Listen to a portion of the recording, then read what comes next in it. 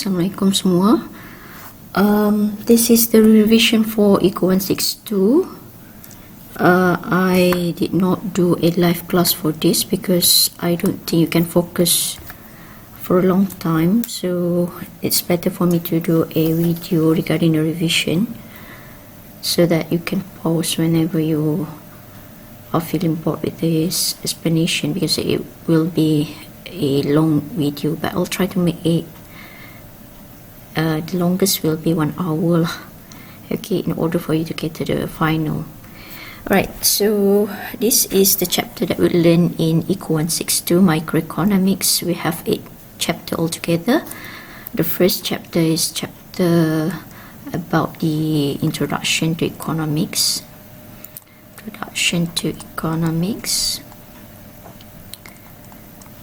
Chapter 2 is about the demand and supply. Chapter 3 is about the elasticity, and chapter 4 is about the market equilibrium and government intervention.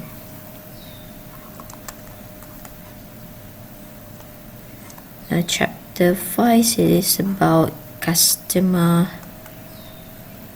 equilibrium or satisfaction. Chapter 6 is about production and cost theory. Chapter 7 is about market equilibrium. No, it's not market equilibrium, sorry, market structure. This one is about production. Chapter 7 is about market structure, and the last chapter, chapter 8, is about I cannot recall chapter 8. There's a reason why I cannot recall chapter 8. Theory of distribution. I'll explain in a bit. Okay, so chapter 8 is theory of distribution. Okay, some of you might be a bit confused because some of the topic you haven't heard about. The first one is chapter 5, consumer equilibrium, and second one you haven't heard anything about is chapter 8, theory of distribution. So these two particular chapters for my class I did not teach. Why is it so? Even though it's within the course outline, okay, I already gave you the course outline for my class. Kalau tak ada lagi, you can go to your future chapter 1 ataupun topic 1. Chapter and topic is the same thing. Go to related materials, you'll find this course information, the course outline. So this is for the students. All the chapter for ECO162 are written there. So basically I did not teach you 2 chapters, which is chapter 5 and chapter 8, because these 2 chapters is not tested in the midterm. And also chapter 5 and 8 will all have not been tested. Have for midterm, will for final. For midterm and also for final. So from my perspective, okay, this is me. If you have another lecturer, they might teach you about chapter 8 and chapter 5 because maybe they assign that particular chapter for assignment. But for me, for my classes that I teach, I thought I don't find it necessary for you to learn about these two chapters because it is not coming out in the exam. So why bother spending time learning something that won't be coming out for the exam? Of course, in terms of knowledge-wise, it is good for you to know about chapter, but we have constraint in terms of the time because the maths lecture class is only for 1 hour, so it's impossible for me to cover everything within the 14 weeks if I included chapter 5 and 8 in my teaching. So don't worry, these two chapter, good news is won't be tested in your final. So lupakan sahaja chapter 5 and chapter 8. But if you have interest to learn about chapter 5 and 8, you can further ambil yang course betul-betul economics. But if you want to know knowledge about chapter 8 and 5, you can even ask me lah, boleh je, tak ada masalah. Okay, so going back to what important for the final, it will be this 6th chapter. First one is chapter 1. Okay, this one, 1, 2, 3, 4, 6 and 7. So this 6th chapter is equally important because all chapter will come out in your final. And what are the coverage for the final? I have give the coverage and I explained in the course outline video before. There will be two types of question. The first one is multiple choice question, soalan ABC. If you have forgotten about multiple choice question, go and check the related material folder. This is multiple choice question, and for your information, this is not my own question because this is what I got from the previous past years, so I cut according to the topic lah. So you don't need basically to find it on your own from the library EQPS online system to get the past year's question because I already done that for you. Cumanya saya tak bagi sedebuk mengikut tahun tu. Why? Because I'm trying to help you to take the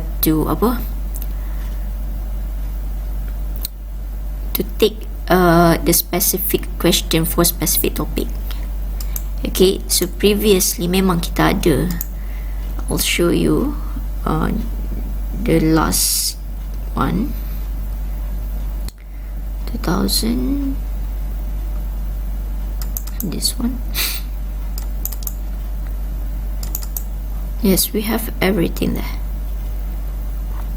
So ini dulu kan exam face to face, so dia bagi soalan direct macam ni lah. Okay, so dulu for face to face soalan dia berbentuk structure dan juga essay.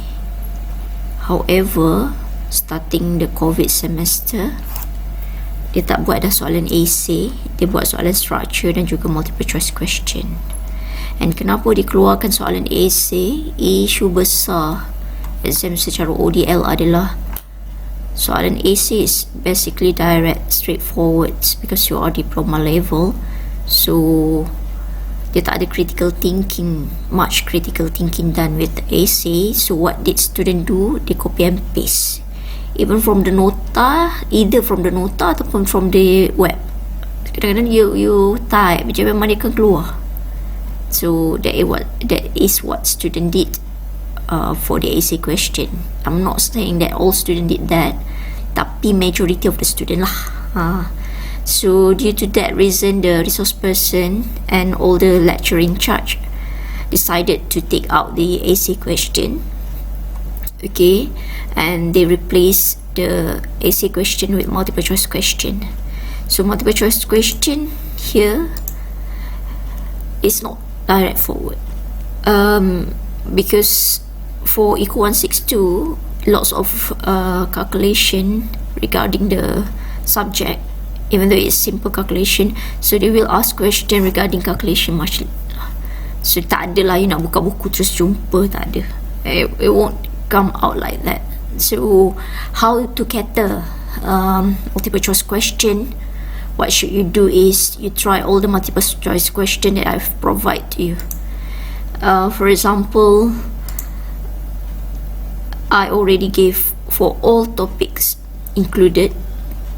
Okay, this one topic 1, topic 2. For topic 2, demand and supply also have the, sorry, this one is not multiple choice question, this one is structure question. Okay, topic 2 also I have multiple choice question. So for your information, this is not my own question because I have the compilation of the past year's question before the semester, since before semester COVID lah, last kali June 2019. COVID can start in 2020. So what did I do? I cut. Tapi multiple choice question stop since 2015, I'm not mistaken. Ada 2015 ada, start 2018 kot. Tak apalah, we don't need to check that. Tapi saya nak bagi tahunya, kalau awak ambil the whole question from EQPS, if you want this question I can provide, just mention. So all this question dia bercampur-campur. This one is from chapter lain, ni chapter lain. So kalau you belum study habis, you akan start confused dan rasa demotivate to learn. So that's why, what did I do? I cut according to the topic. For example, question 1 is about topic 1. That's why saya cut masukkan. So kalau you tengok kat sini, I did that sample multiple choice question. See, it's in the form of image. You cannot edit because saya cut pakai snipping tools je. Okay, so be smart lah. You don't have much time. When will be your exam? I'll check. If I'm not mistaken, it's on 13th of August. Sekejap ya. The final exam will be on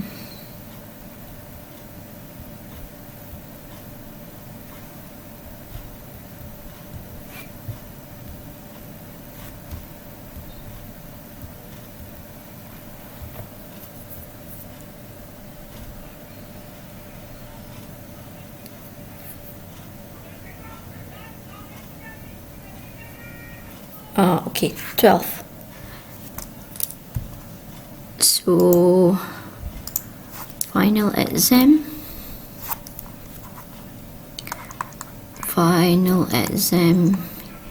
ECO162, date dia is on 12th of August 2022, if I'm not mistaken. 12th of August, hari apa? Hari Friday,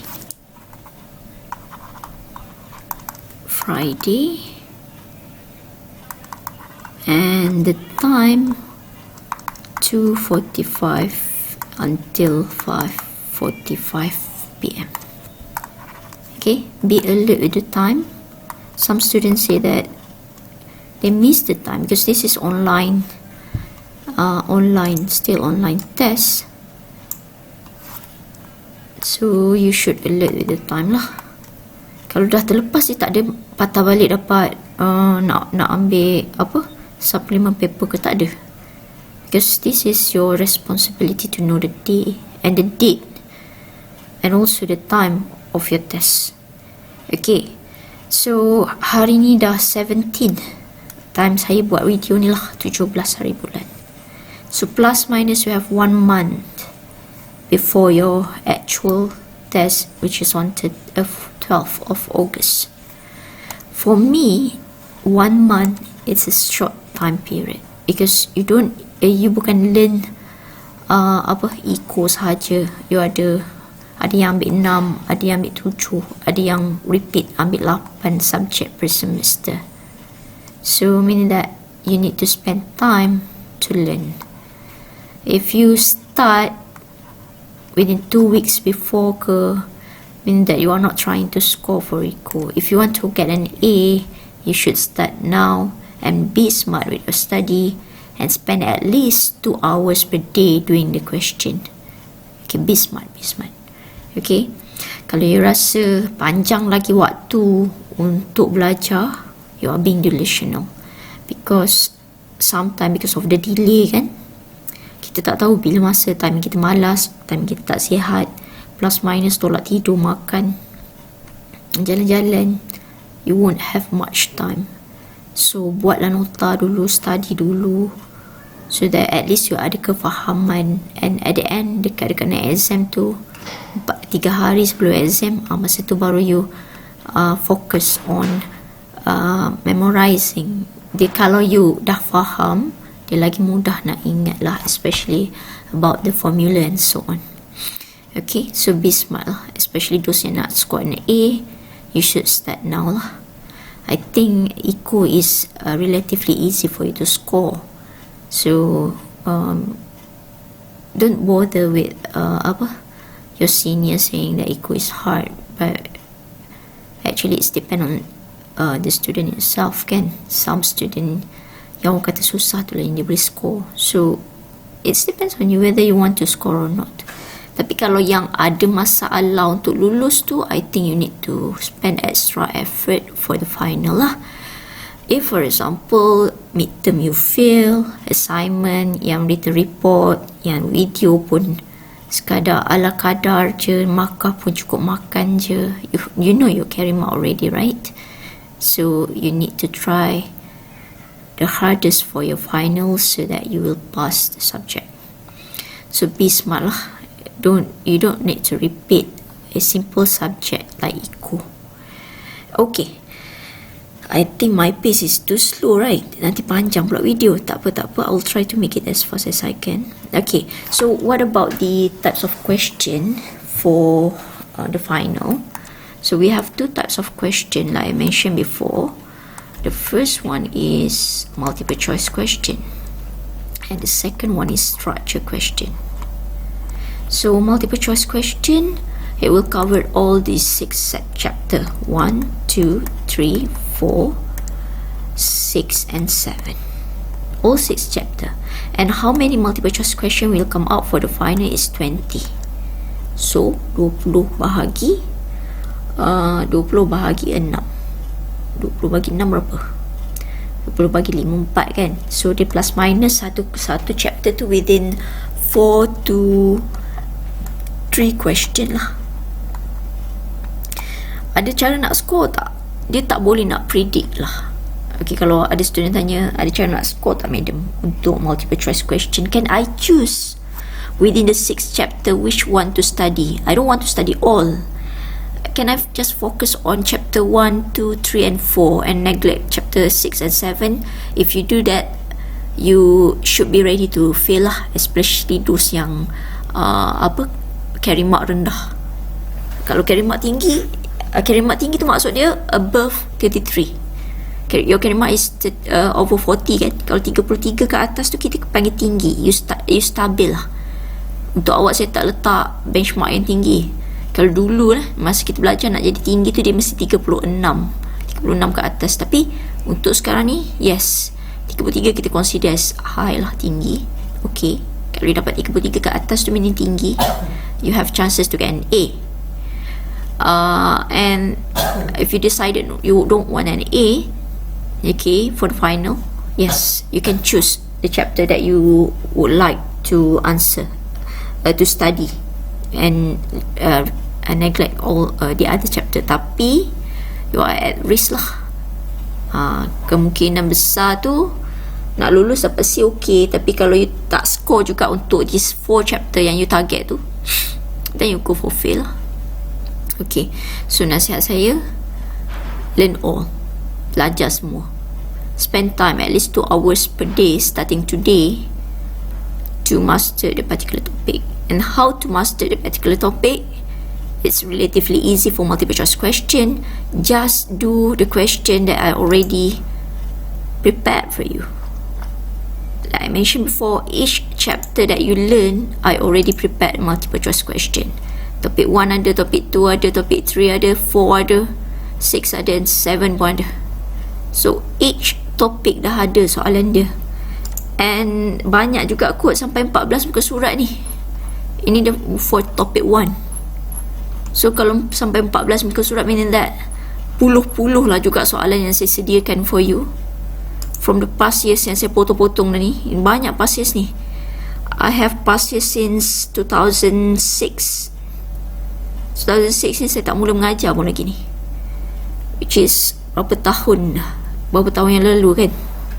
So mean that banyak soalan set question related to chapter 1. As long as you try. Okay, so macam mana nak cuba multiple choice question? Baca dahulu. Okay, malas sangat baca, go back to my teaching video, tengok balik the teaching video. So for my student, you can go through your future. Kalau tak, you search dekat YouTube je lah. Senang je, sebab akaun saya tak private, about public. So kalau malas melalui you future, go direct to the YouTube channel. Okay, so cuba dengar, sambil tu nota tu kena ada. The problem with the student kan, dia buka tengok je, nota tak download. Nota mana yang you kena download? Yang my PowerPoint that I use for my teaching video. Kalau you perasan lah, kalau you baru nak perasan, meaning that you are in trouble lah, sebab dah habis SEM dah pun. Okay, PowerPoint saya ni tak ada, banyak kotak kosong, ada banyak curve yang tak ada. Why? Because I would like my student to print it out, and while watching my video, you kira sama-sama, you buat sama-sama how the curve will be. Itu yang sepatutnya. Tapi ada student sebab sombong sangat kan, dia kata maybe memori dia bagus ke apa ke, wallahualam. Kalau you are a genius, alhamdulillah, that's good for you. But I don't think you are a genius. Most of you are not. So macam mana pun, kalau kita bukan a genius, what should we do? We should be trying hard to understand the code. So macam mana nak faham? Satu je, belajarlah cara betul-betul belajar. Print out the notes, buka video, tengok, sambil-sambil tu buat. That is the only way to do that. It's not too late because you have 1 month before your final. Okay, go back to your future, tengok dekat related material. Okay, kalau you ambil dengan saya lah, kalau you tak ambil dengan saya, you student daripada kampus lain ke, tak ada masalah pun, sebab you ada link untuk Google Drive saya kan. Semua nota dekat situ. Okay, so here, this is topic 1 kan, dia ada related material. So dalam related material ni lah saya letak semua nota, semua soalan. Sometimes your future is a bit lagging kan. Saya tekan tak jadi, I'm not sure what happened. Okay, see, so kat sini ada pasal course assignment, ada nota. So untuk student-student saya lah yang sedang belajar dengan saya, tapi tengok je teaching video without downloading the notes, you have 1 month to change. Okay, so that's it for multiple choice question. How to master multiple choice question? Tu je cara dia. Buatlah semua soalan yang saya bagi untuk semua chapter berulang-ulang kali. And I already provided the answer for all the multiple choice question. Kalau you tengok kat sini, ni jawapan pun ada. You can compare. But I have a trick answer for for each chapter ni. Ada jawapan yang saya saja buat salah. Why? I would like to see whether you notice there is a mistake. Kalau betul-betul you belajar, you faham, you akan rasa, kenapa madam bagi jawapan ni? And I would like you to ask. Ada setakat ni lah, untuk student saya ada seorang je yang constantly PM saya, sebab dia bukan kelas yang saya ajar tutorial. Sebab tu dia PM. Kalau yang saya ajar tutorial, saya suruh tanya dalam grup WhatsApp kan. Okay, saya ajar math lecture dia saja. Dia PM saya. Dan dia tanya, Madam betul tak jawapan ni? Ini trick question ke? Seorang je, seorang. That's it. Dalam beratus orang yang saya ajar currently for ECO162, seorang saja. Which is very disappointing. Bila saya ngajar budak accounting, I'm not trying to compare you with accounting student, tapi beza lah. Kalau ajar budak accounting ni, tak sempat kita tanya, dia yang tanya. Maybe mentality kot, style berfikir student accounting dan student business lain sikit. Tapi saya tak underestimate your capability. Kalau you rasa you boleh score, then you'll be fine. Okay, tak apalah. So at least ada seorang kan yang bertanya. I have the answer there. So after you have answered all this question, barulah you rujuk jawapan. Jangan buka jawapan terus tanpa mencuba. Alasannya, saya nak baca je terus ada jawapan, nak hafal. You won't get anything from that. Trust me. Saya pun nak jadi student. Okay, so try dulu, try. So that's it for multiple choice question. The only way to master multiple choice question, try all the question and ask me the answer. If you found any weirdness in the answer, please ask. Next is structure question. For structure question, we have 4 structures question. 4 structure question worth 60 marks. So 60 bagi 4 berapa? Each question worth 15 marks. Mean that dia ada kat bawah dia ada 4 pula. 4 question.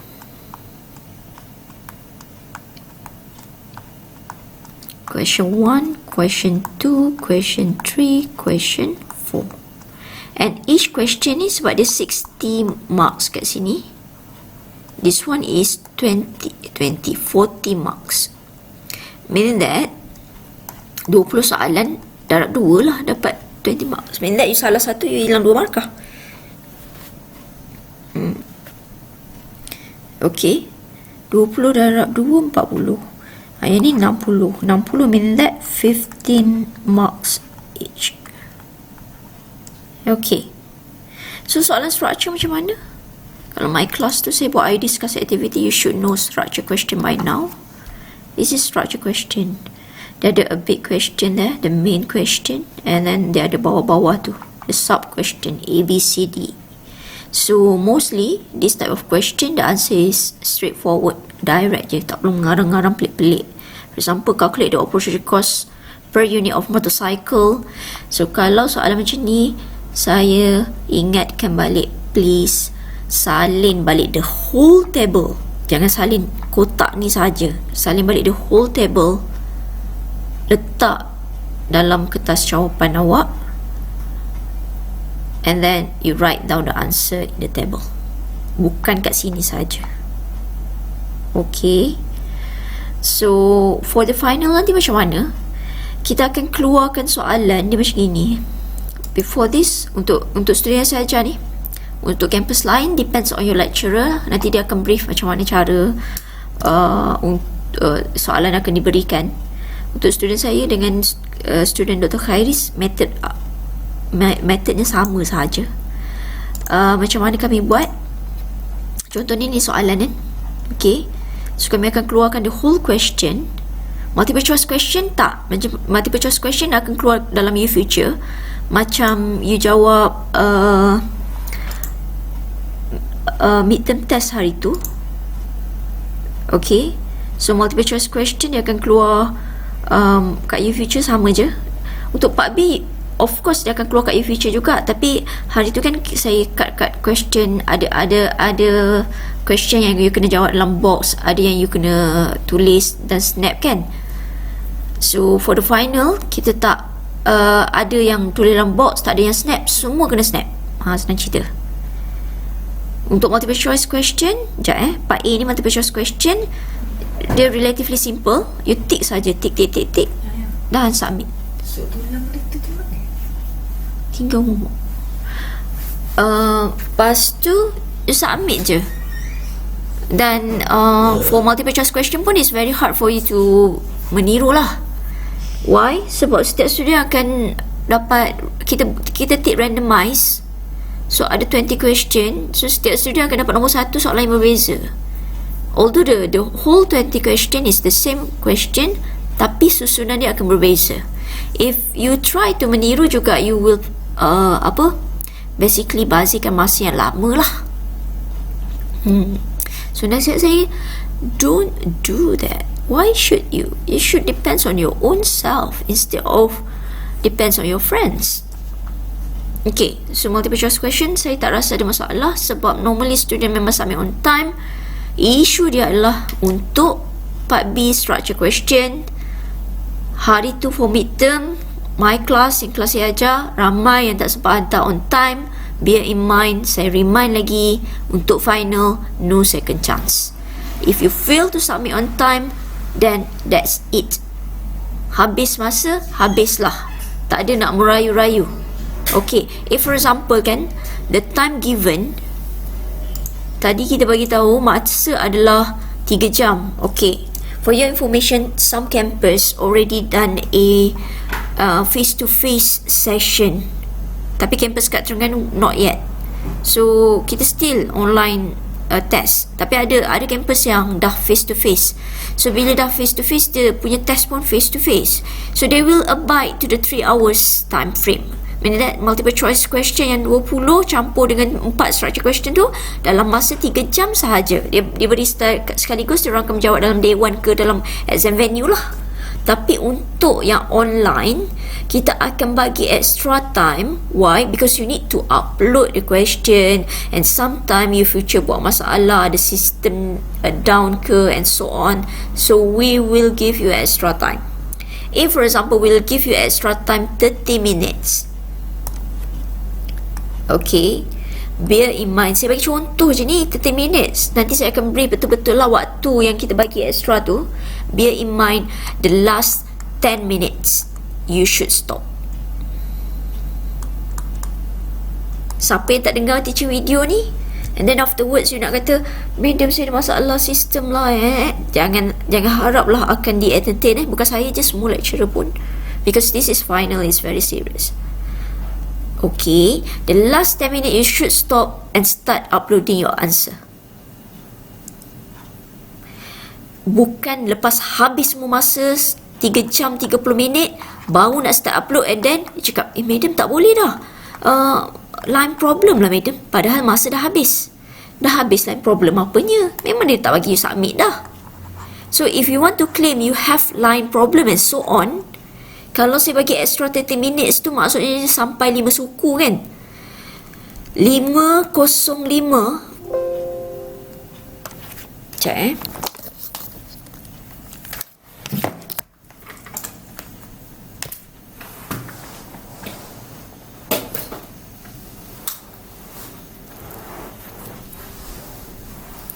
Okay, maksudnya pukul 5 minit 5:05, 10 minutes before the time's up. Time's up ialah 6,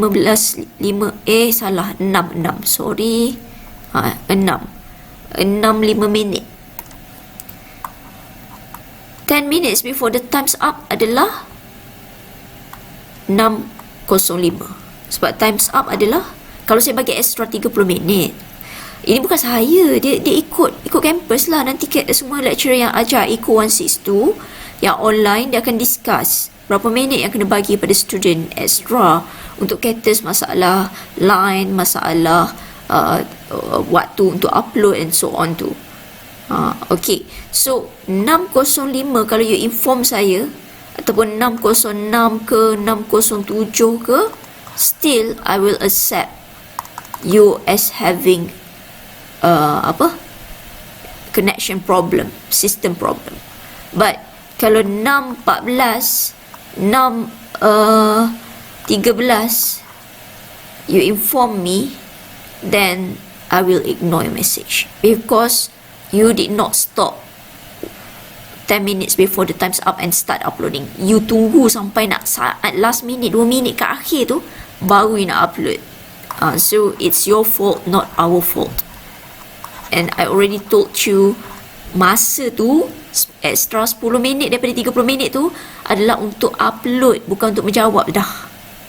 So stop answering, start uploading. Okay, saya dah warn ni. Lepas ni janganlah nak keluarkan hujah-hujah macam-macam pelbagai. I won't accept your answer. No. Okay, nak inform saya ada masalah lain, make sure 6-5 minit ke 6-6 minit. Tu logik lah. Memang betul you ada masalah lain. Okay, depending on the time. Kalau saya bagi 20 minit, maksudnya time last adalah 5 minit. So maksudnya 4.45 tu you dah kena bagi tahu saya kalau you ada masalah lain. 5.45 sorry. 5.45 5.55. Kalau saya bagi 20 minit. Tapi kalau 30 minit, time last kali 6 suku kan. Okay, so biar in mind 10 minutes tu before the time's up, stop, observe your time and start uploading. So apa yang kita akan bagi, kita akan bagi the whole question to you. Soalan 4B je lah. Ni soalan lama ni sebab dia bagi 4A. Okay, soalan 4B sahaja. Maksudnya soalan 1, soalan 2, soalan 3 dan soalan 4 ni kita akan bagi sekaligus dekat YouFuture. Sama platform, tulis macam ni. Kita bagi the whole question terus, and you need to answer all the question. Sorry, all the answers should be on your own foolscap paper. Kita akan jawab lah. And you need to prepare draft paper. Akan pakai for the final. Okay. Jangan cakap tak tahu pula. We already inform you. Awak kena sediakan kertas kajang, ataupun kalau you prefer kertas A4 for printing tu okay, tak ada masalah. Tak ada line pun tak ada isu. Kecuali kalau your lecturer bagi syarat lah nak kena kertas kajang bergaris semua-semua. For my class, I don't have any specific instruction for the types of paper that you use, as long as you use handwritten punya submission. Saya tak nak typing. Jangan sesekali type. Awak nak copy and paste kelas saya, memang tak lah. Okay, so you kena tulis tangan. Pengiraan pakai tangan, semua guna handwritten punya outcome. Okay, for the final. So bila you dah siap tu, 10 minit sebelum masa berakhir, start uploading. Kalau ada masalah, inform terus. Jangan tunggu sampai 2 minit sebelum time's up and inform. No, I won't entertain. Okay, going back for our structure question. So which chapter will come out at which question? So basically, ini je chapter yang ada kan. Chapter yang ada adalah 6. Soalan ada 4. Memang tak cukup satu seorang. Bukan maksud saya tak cukup satu soalan, satu chapter satu soalan, sebab chapter kita ada 6, soalan ada 4. Okay, kebiasaannya the last question will go for the last chapter, chapter 7, which is market structure. I bet some students untuk market structure, because it's too long, they don't even listen carefully. Banyak benda tertinggal, kira tak pandai. Untuk monopolistic competition, monopoli tu cari price pun tak jumpa cari equilibrium pun tak tahu, shutdown point pun tak tahu. So it's not too late, go back to the teaching video, start learning, because this will comprise the whole question. Mean that for chapter 7 market structure, 15 marks is here. If you don't understand chapter 7, you'll be in trouble. Sebab apa dia put all the whole chapter in one question? Because this chapter was not tested in your midterm yet. So they devote the whole chapter for it lah.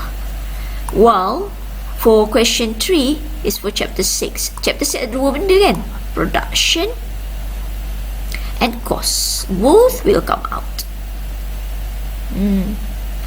And this also will worth 15 marks. While for question 1 and 2, yang ni adalah combination of these 4 chapter yang dah ditanya for your midterm, but it will come out again. Biasanya dia combine. question 1 ni maybe a combination chapter 1 and chapter 2. Question 2 maybe combination chapter 3 and chapter 4.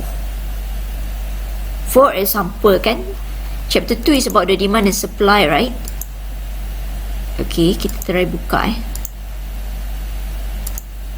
structure question.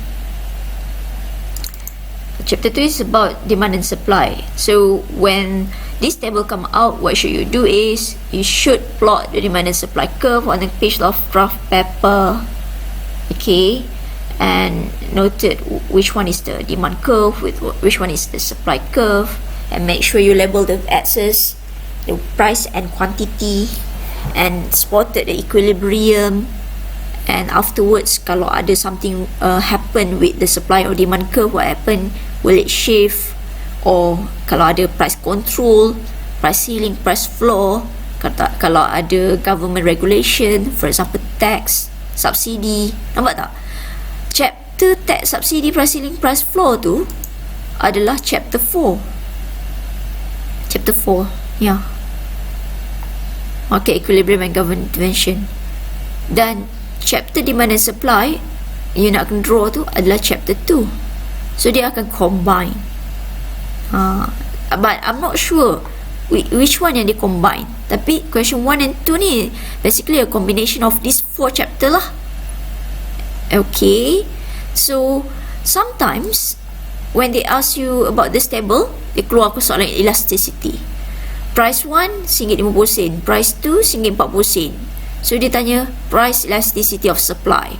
Lepas tu tiba-tiba you ambil quantity demand, padahal dia nak price elasticity of supply. You're supposed to take quantity supply. So that's why it's very important for you to know how to differentiate the 4 types of elasticity tu.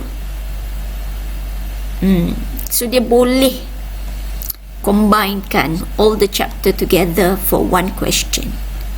And sebab dia tak tested lagi, dia already tested for the midterm kan, so dia combine.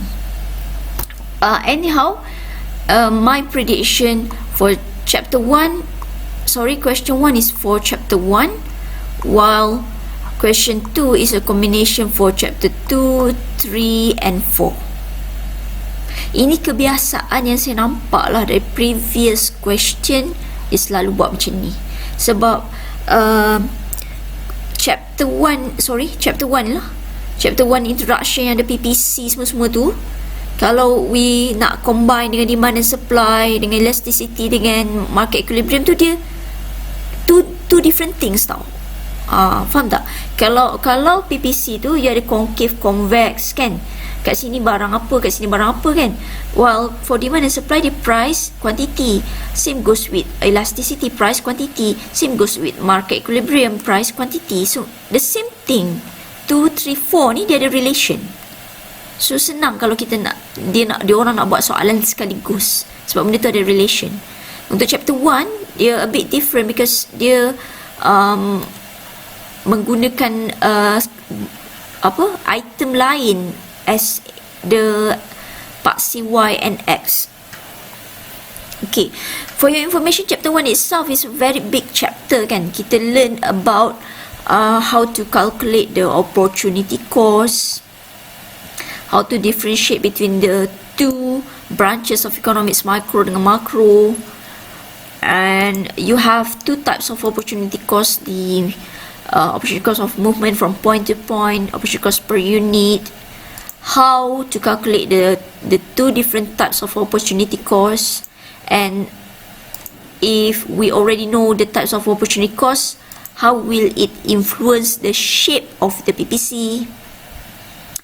You need to know, if they give you the table, which good will be put at which part C, axis mana, barang apa kat sini, barang apa kat sini. All of that I already informed in my teaching video. So this revision video is not a repetition for my teaching video. I just want to highlight what is important for that particular chapter. So in chapter 1 also we have how PPC can shift. Okay, and a PPC can shift outward and it can also shift inward. And then we have economic system there. Okay, for economic system, they don't have calculation, so most probably the economic system will come out for multiple choice question. So do your reading carefully, spend time to do the question. Even the structure question for chapter 1, I gave you lots of example there. Ada 30 muka surat ni. Meaning that sangat banyak for you to try. And I also provide you the answer. So please try to test your level of understanding before the actual final exam. Okay. So hopefully you are okay with that, the types of question that will come out in the test. So now let's go with the revision of each chapter. I will remind you again what concept that you should know for each particular chapter and you should familiarize yourself with. Okay, for chapter 1 first, you must know about the branches of economic. We have micro, we have macro, and you should know how to differentiate these two. Okay, and then next is you should know about the economics concept.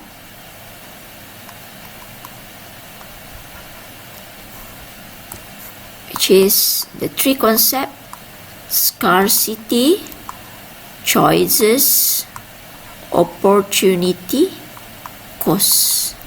Not just know the definition, you should be able to relate these 3 concepts with PPC, production possibility curve.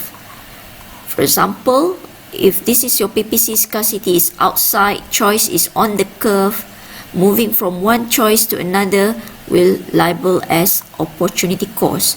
Inside the curve is inefficient, outside the curve is unattainable. Car, apple, for example, 2 types of good being produced. You can apply apple. Okay, go back and review. Next is you should know the economics problem.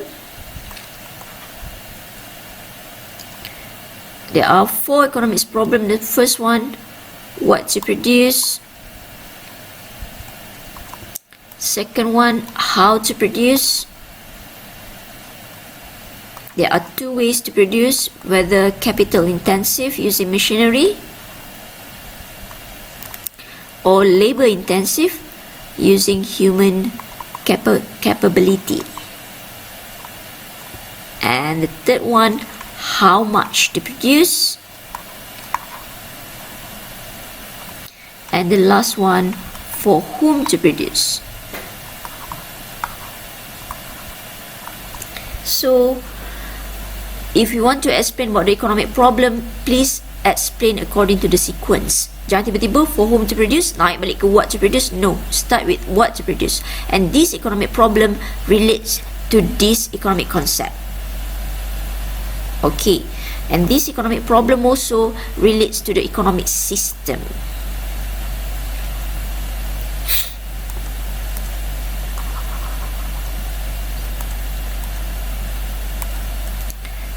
Economic system. So we have laissez-faire. Aduh, dah hilang. Kejap ya.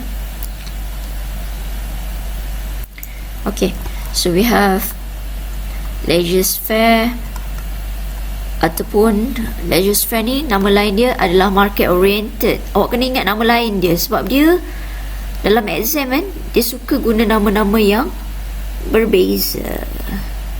Nampak? Ni, laissez-faire, capitalist, market oriented. Plan, socialist, government oriented.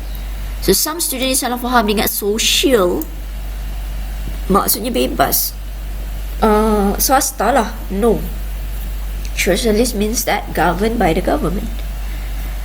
Ni pun kalau tertukar ni boleh salah lah untuk multiple choice question. So last kali kita ada mixed economy and Islamic system. So 4 types of economic system there. You should master yourself lah. Nama lain dia pula. Okay, government oriented, mixed dan Islamic. So each economic system ada cara dia untuk solve the economic problem.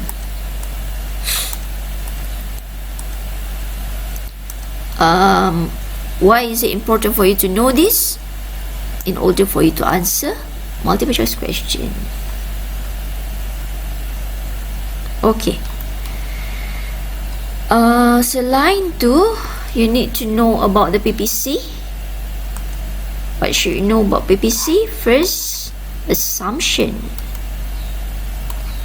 There are 4 assumptions to produce a PPC. 2 products, fixed technology, fixed resources, full employment. So this is the assumption. And then you should know how to calculate, how to relate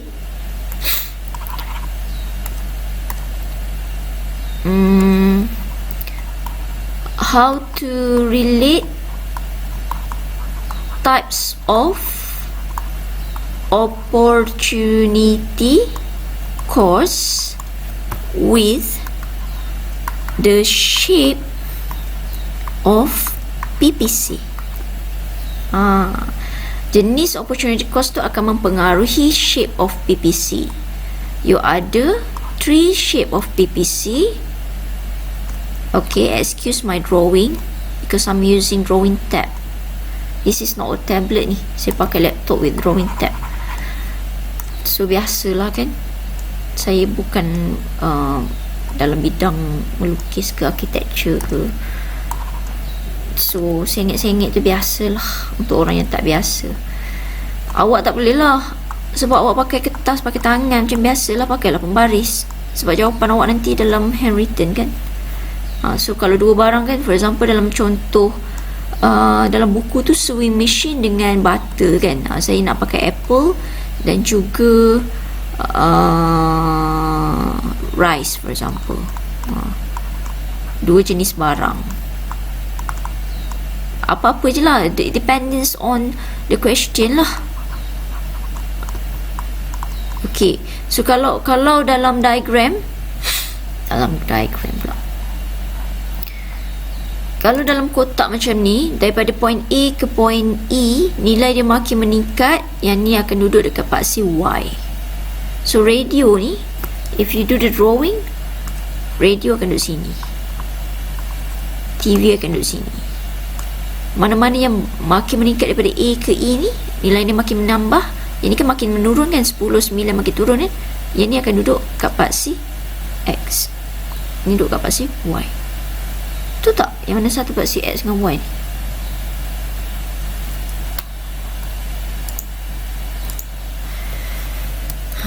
Sometimes kan dia jadi blur macam tu.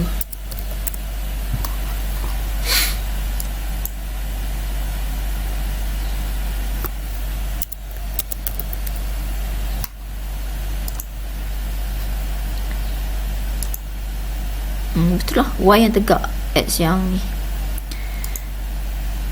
Okay, so this one is Y, ni X. So dia ada cara lah nak tengok, kena tengok yang meningkat, yang menurun, duduk kat sini.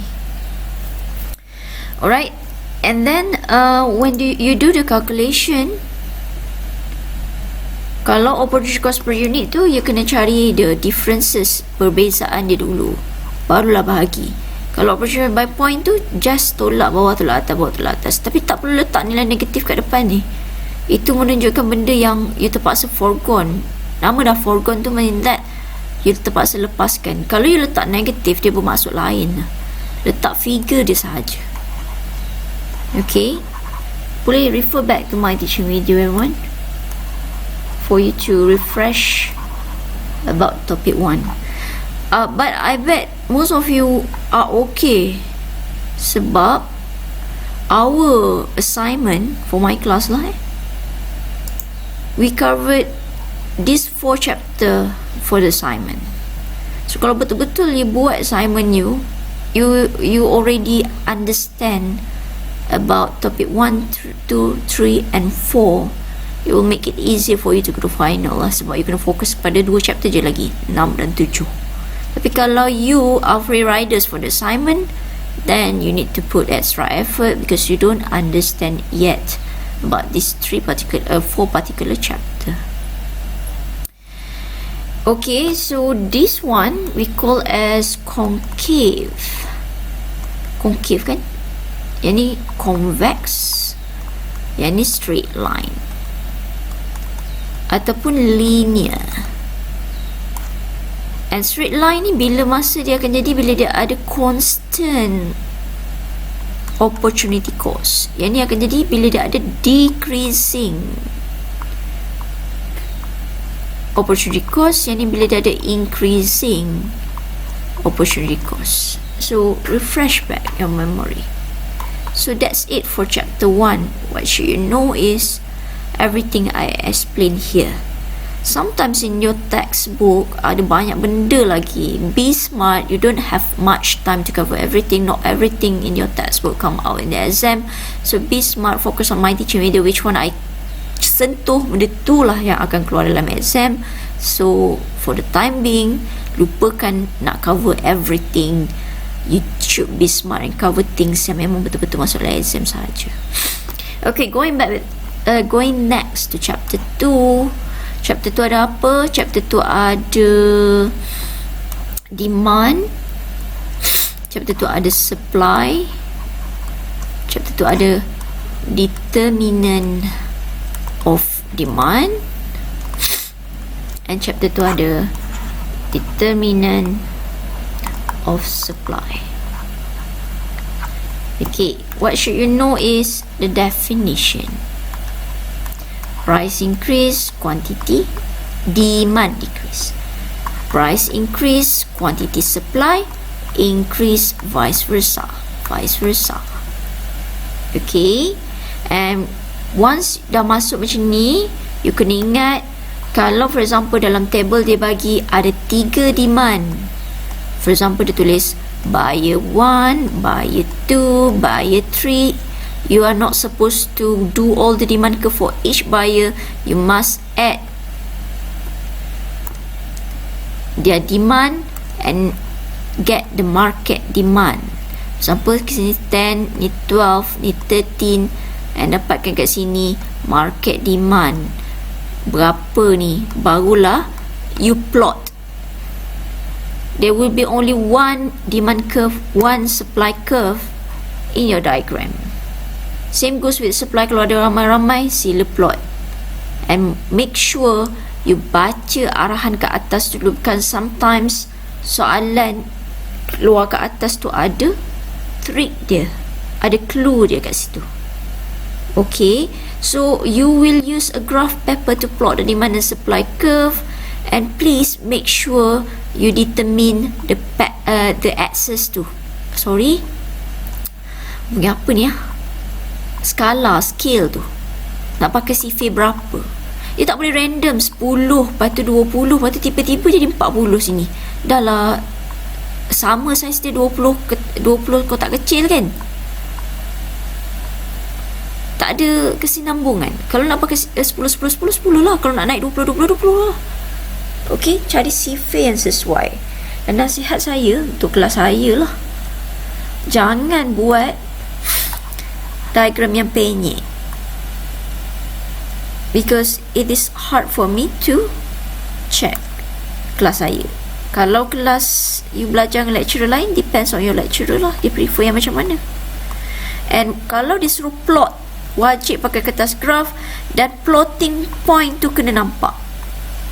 Make sure nampak point plot ni, yang ni. Jangan tiba-tiba ada garis je, tak nampak kat mana plot. This is very wrong. And dia tak semestinya straight line. For example, bila you plot kan, satu dekat sini, satu dekat sini, satu kat sini, satu kat sini. So bila you sambung, dia jadi macam lengkung sikit. It's okay, sorry saya adjust lah, as long as it's downward sloping, it is a demand curve. As long as it is upward sloping, even though it's not a straight line, you just need to sambung kat titik-titik plotting tu, make sure dia jumpa satu point tu, which is equilibrium, price equilibrium, quantity equilibrium. It is a supply curve. This one is demand curve. This one is quantity, this one is price. If you draw the diagram without labeling, ni tak ada supply, tak ada demand, tak ada price, you akan hilang markah. Sebab everything ni ada markah. And for your information, at most we will give you biasalah, bukan soalan akan allocate untuk drawing tu 2 atau 3 marks. Kalau you plot dan label, you dapat 1. Plot dan label, you dapat 1 markah. Then ni labelkan setengah markah, ni labelkan setengah markah. Biasa macam itulah, 3 marks. Dah. Kebiasaan. Tapi it depends on pembuat soalan lah, biasa markah dia macam mana. But some student, sebab dia tak practice kan, untuk soalan plotting ni dia ambil masa sampai setengah jam. Bayang tak, untuk 2-3 markah awak spend sampai setengah jam. That's why you tak cukup masa. So macam mana nak elak daripada spend terlampau lama for the plotting? What should you do is, you kena buat soalan-soalan yang saya sediakan tu. So this is chapter 2. I have a lot here, 22 muka surat ni. So do the question, try plot, beli kertas graf, jangan rasa membazir lah. Ini for belajar. Tengok saya kata ni, quantity demand, ada 3 orang kan, Ahmad Mutu Chin, tambah dia dulu, dapatkan market demand, and then dapatkan 1 quantity supply. Quantity supply ni satu je lah, so ini adalah market supply juga. Then baru you plot. There's a lot of question there, so please at least try 2 ke 3 and make sure you spend at most 5 to 7 minutes sahajalah for plotting. If you go beyond that time frame, you akan hilang markah. Bukan hilang markah, you akan hilang masa untuk jawab soalan lain. Be smart guys. Okay, so what should you know about the demand? Demand dia boleh change. Satu, movement along the demand curve.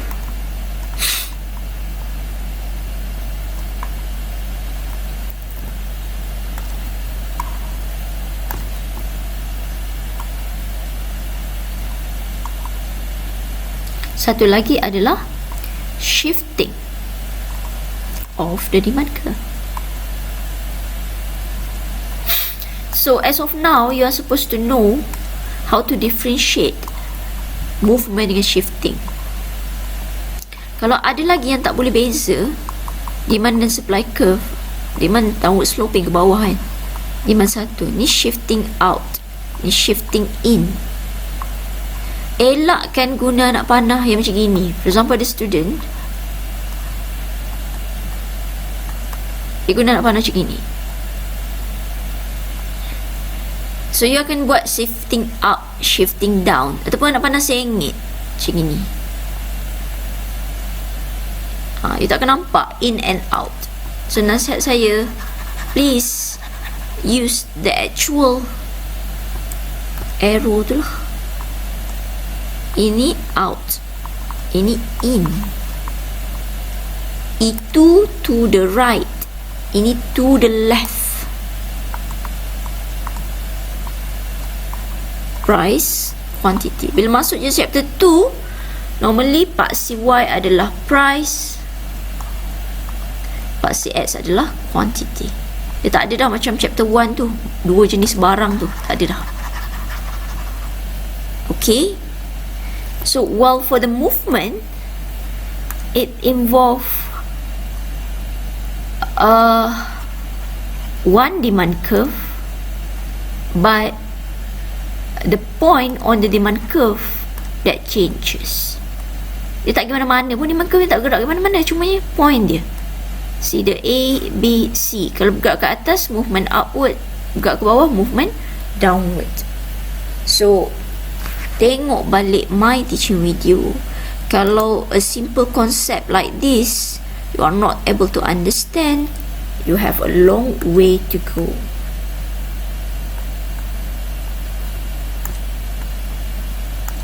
Okay.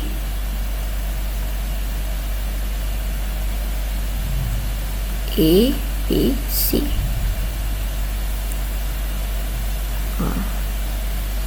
Price, quantity. Same goes with supply. So dia ada determinants dia. Ini apa determinant dia? Apa yang mempengaruhi dia bergerak naik turun tu? Okay.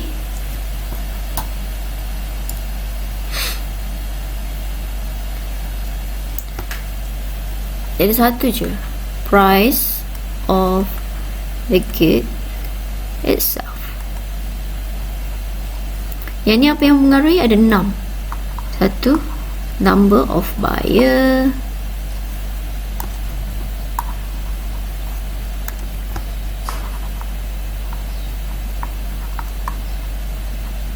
Dua, taste and preference. Dan senaraikanlah. I already explain detail. Same goes with supply pun sama Dia akan ada dua benda. Satu yang menyebabkan movement, satu yang menyebabkan shifting. Yang movement ni kita panggil sebagai change in quantity supply. Yang ni adalah kita panggil sebagai change in supply. Supply curve itself tu berubah.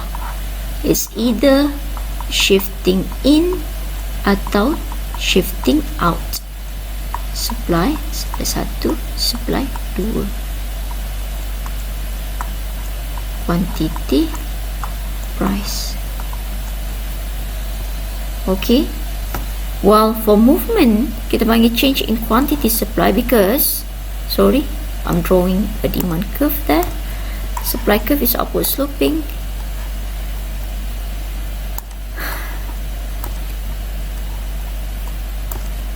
Okay. Why? Because the supply curve doesn't move. Only the quantity changes. When there is a movement upward along the supply curve from point A to point B, quantity changes from 100 to 150. Quantity supply increases. Sebab tu kita panggil change in quantity supply. Yang ni quantity berubah juga, tapi supply curve itself to change, this shifting. Same goes with this one ya. Yang ni kalau yang bergerak ni, ini adalah change too crowded. Ini kita panggil change in demand. Change in demand. Ini kita panggil change in quantity demand. Sorry lah, tulisan saya sebenarnya cantik je, tapi bila dah pakai tab ni dia macam sakit sikit. As long as you can understand. So what are the determinants? Same. Sini ada 6 determinants yang menyebabkan the shifting. Ni ada 1 je determinants yang menyebabkan the movement, price of the good itself, the number of seller, customer tak, everything about the seller lah. So I already told in my teacher video for you to understand better about this determinant. Kalau you belajar pasal supply, you kena assume you sebagai seller, target utama you adalah profit. Kalau you tengah berfikir pasal demand, you assume you sebagai pembeli target utama adalah untuk best value. We are seeking for cheap price. Next, chapter 3. Chapter 3 is about the what do we call? Elasticity. So we have 4 types of elasticity: ED, ES, EX and juga EY. So what should you do is you need to memorize the diagram, the types, and also the formula to calculate. So what is EY? Y is about the responsiveness of the change in quantity demanded. Sebabnya elasticity ni bawah demand dan juga bawah supply. Bawah demand ada 3, ED, EX dan juga EY. Bawah supply ada satu je, EX.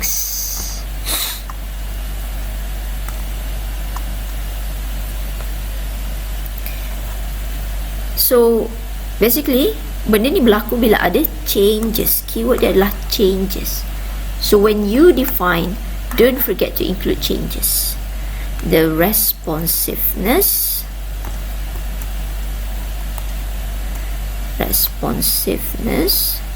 of the change in income when the bukan income kat ni quantity demand.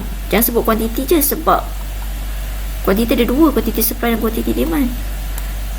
Ni adalah quantity demand when the income change.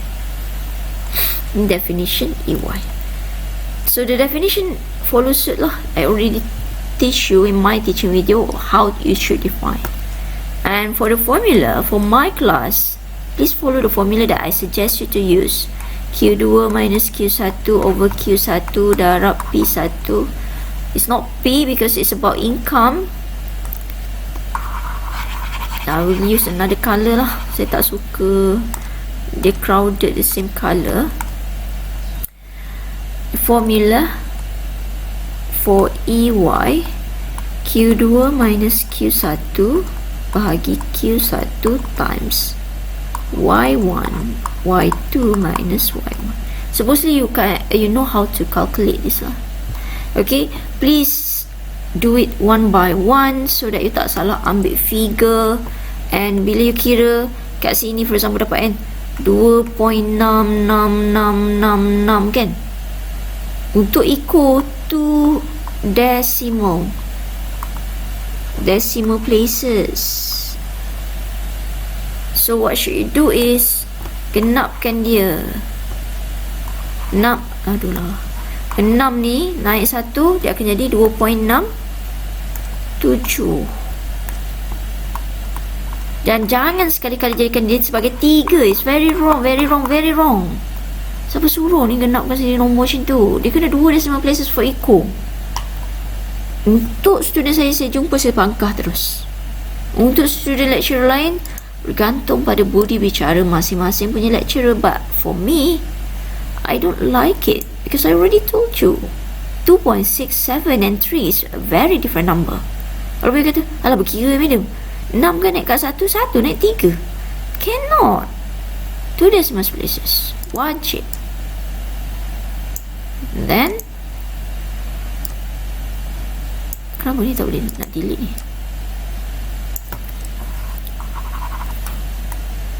Start tu.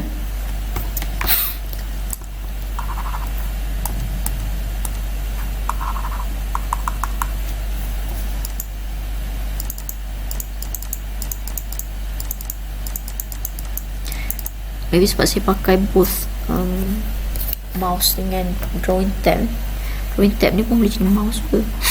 Okay, ingat wajib answer should be in 2 decimal places. Tapi kalau you kira tiba-tiba pengiraan dia dapat 3 je, tak payahlah telak 3.00, tak apalah lah. Tak adalah 3 je, memang pengiraan dia tak ada macam tu. Yang saya kata yang ada nilai tu, for example 1.67777 tu kan. Biasanya 1.6666 ataupun 1.333333. So you genapkan jadi 1.33. Bukan naikkan buat jadi 1 je, sebab 3 tak boleh naik atas kan. Don't do that. Okay, so kira satu-satu, jangan kira sekaligus, sebab everything ada markah. For example 2.67 times, kira yang sebelah sini pula, sebelah sini for example times 5. Sebab ni markah ni untuk, nanti saya bagi markah. Lepas tu jawapan akhir dia, for example saya letak yang saya malah nak kira 5 for example. 5 darab 2 10 dah ni. 10 point something lah 10.57 ke.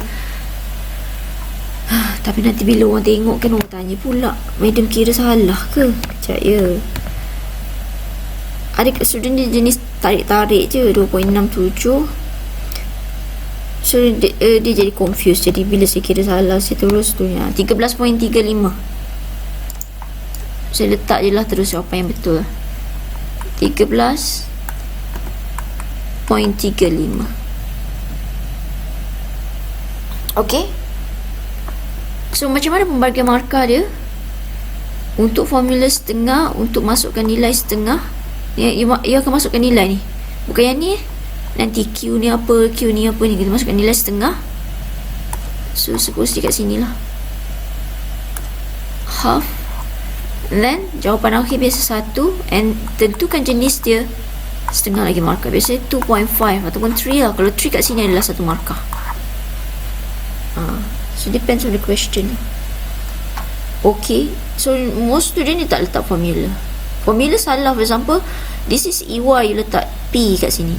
Simbol untuk income adalah Y bukan P. Dah salah lah, tak dapat markah formula. Okay, you kira sekaligus salah, tak letak decimal places pun salah, saya markah. Padahal you know.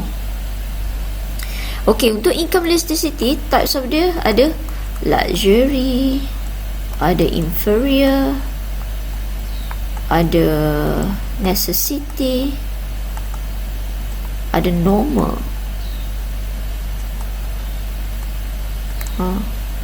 Okay, so 4 types. So setiap elasticity ni ada jenis dia sendiri. Example kat sini, types untuk ED adalah elastic, inelastic, unitary elastic, perfectly elastic, perfectly inelastic. Ini pun same as ED kategori dia. Untuk EX kategori dia ada 3: substitute goods, complementary goods, and last sekali adalah unrelated. So you need to memorize all of this, and you need to know syarat-syarat dia untuk dikategorikan sebagai tu. If for example ni kan, syarat dia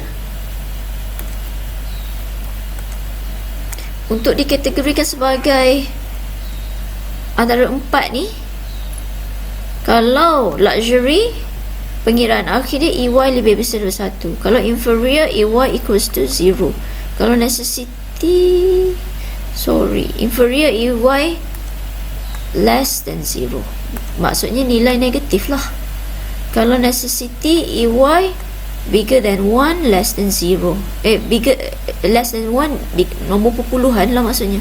Kalau nombor good, EY equals to, I think normal kot ini.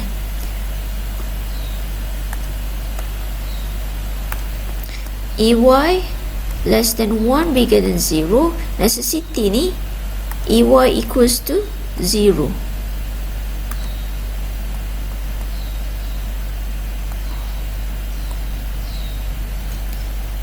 Okay, so our answer 13. Maksudnya EY bigger than 1, dia adalah luxury. So if you don't know the classification ni, coefficient ni, macam mana you nak classify? So you should know. Untuk ED lain pula. Untuk ED, kalau nak jadi elastic, ED lebih besar daripada 1. Inelastic, ED lebih kecil daripada 1. Unitary elastic, ED sama dengan 1. Perfectly elastic, ED equals to infinity. Perfectly inelastic, ED equals to 0. So dia ada syarat dia sendiri. Same goes with this one.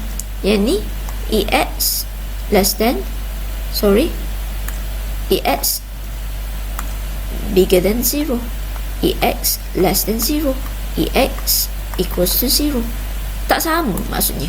Every elasticity coefficient dia untuk jawapan akhir ni, jawapan akhir kat sini kita nak compare ni, coefficient ni bagi berbeza mengikut jenis elasticity.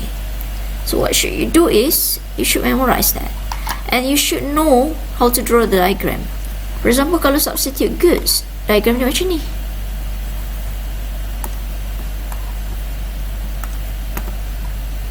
Dan harga barang yang substitute, for example, ni harga ayam, ini harga ikan. So bila harga ayam turun, harga barang quantity demand, ni quantity demand untuk ikan akan naik. Bila harga ayam turun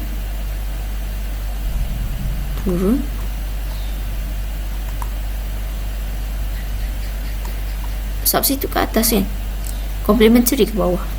Even saya pun lama-lama tak ingat lah. Okay, so I won't spend lots of time for this. Nak panjang mana di video kita kan. Okay, so saya nak pesan careful kalau dia suruh buat draw unitary elastic. Some student, unitary elastic maksudnya sama besar, this side sama besar. Some student draw this and claim this one is elastic, which is very wrong. This is unitary elastic. If you want to draw elastic, you should be a bit more condong, sebab nak menunjukkan harga berubah sikit tapi kuantiti besar, besar. While in elastic, dia lebih tegak, harga berubah banyak, kuantiti sikit kat sini harga. Okay, so ni lah yang sebenarnya elastic. Ada most student dia unitary, dia draw unitary dengan draw elastic sama, which is very wrong.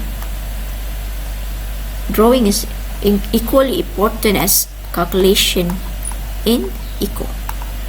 Okay, going next to our next chapter. Chapter 4 is market equilibrium and intervention. In this particular topic, what should you know? You should know about the price floor, price ceiling, when, how, advantages, disadvantages.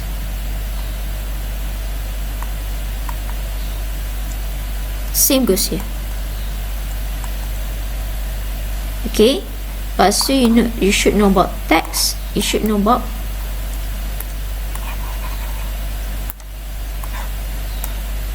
subsidies, and you should know about how to get equilibrium.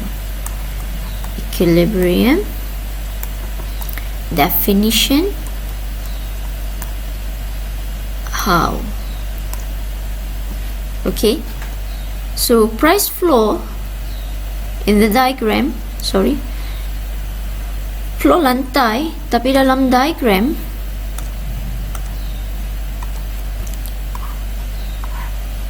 kalau diagram ni, tolong first indicate kat mana equilibrium dia, and make sure you labelkan belaka price, quantity. Ini supply, in demand. So this is equilibrium. Price floor is below.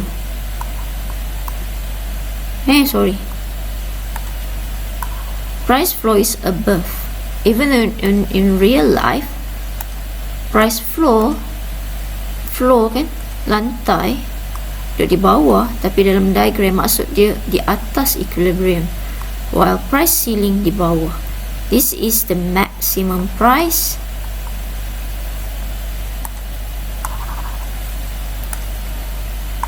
If you think my video is too long, pause kejap, rehat dulu, lepas tu dengar balik kan. Memang saya pun tak larat dengan nak panjang-panjang, tapi dah terbuat kan. Hopefully dia bermanfaat lah. Max price, ini min price. Most student biasanya lah, bukan most lah, normally student tertukar dua ni. Be careful. Okay, price floor will cause the problem of surplus, while price ceiling will cause the problem of shortage. And they ask you to calculate how much is the shortage and surplus. It's as simple as you know the figure here, the figure here.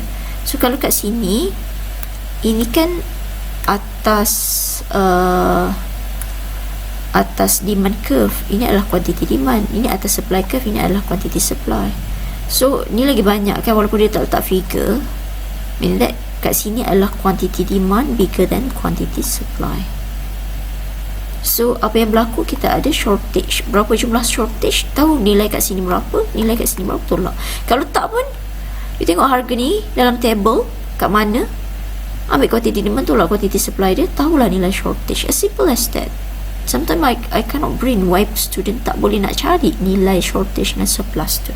Even nak indicate dia ada masalah shortage ke surplus pun, student tak mampu nak buat.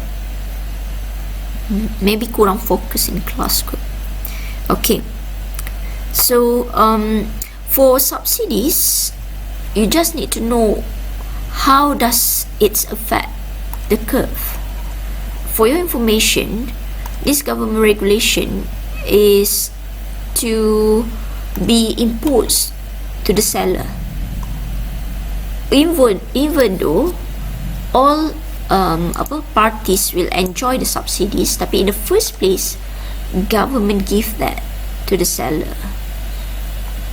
So bila keywords dia bagi kepada seller, dia akan effect curve mana? Curve mana yang berkaitan dengan seller?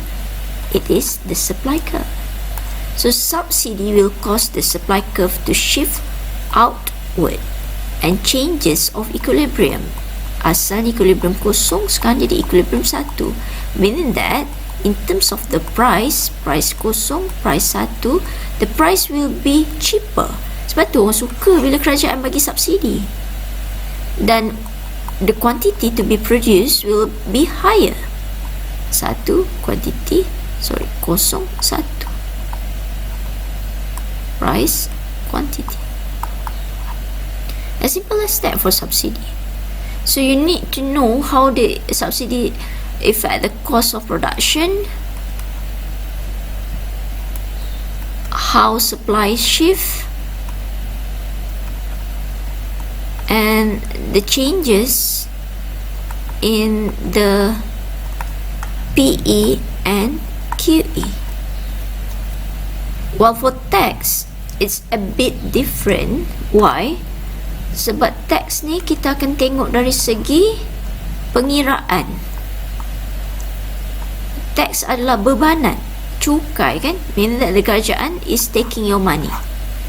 Also the same, kerajaan will impose tax to the seller. So supply curve akan berubah, dia akan shift inward.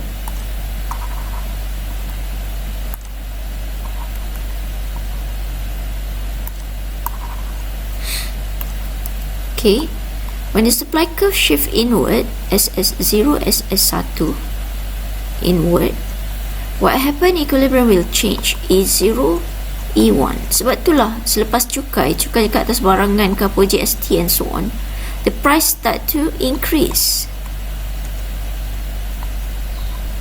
That's why people dislike bila ada cukai, taxes. And the quantity will be reduced. But the government still need to impose tax because this is the government's revenue. The government need to have money in order to do their development. Nak buat jalan raya, nak buat hospital awam, sekolah, semua tu memerlukan kewangan. Nak buat duit kat mana? Daripada duit cukai you all lah. At the end of the day, siapa yang menikmati? You all juga. So kalau government tak impose tax, government don't have money. Money is not as easy to print out everything every time you tak ada. You need to have basis to print out the money. So how the government obtain the income to develop the country is through the tax money you pay to the government. Okay, so issue di sekarang ni dari segi elasticity of demand and supply curve. Biasanya demand lah. Kalau supply, Kalau demand curve jenis yang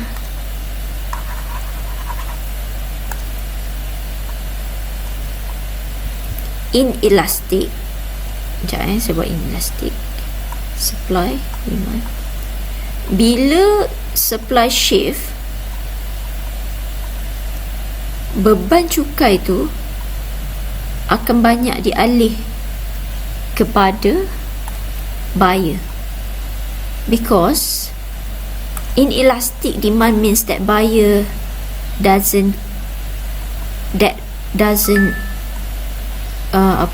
tak berapa responsive with the price change. Tapi because I'm drawing using this thing, dia nampak macam sama tau, tapi sebenarnya it's supposed to be different.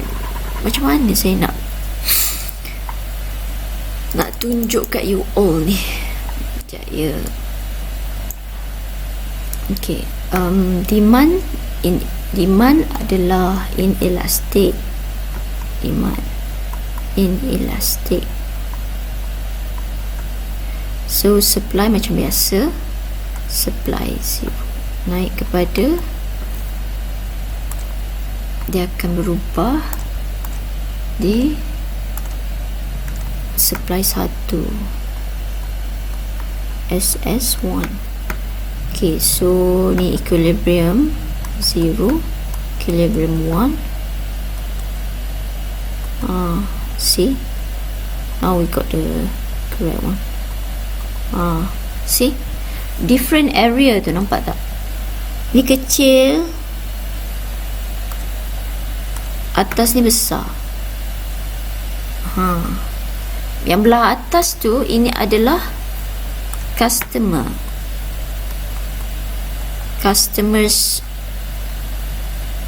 burden. Bawah ni adalah producers, seller lah, burden.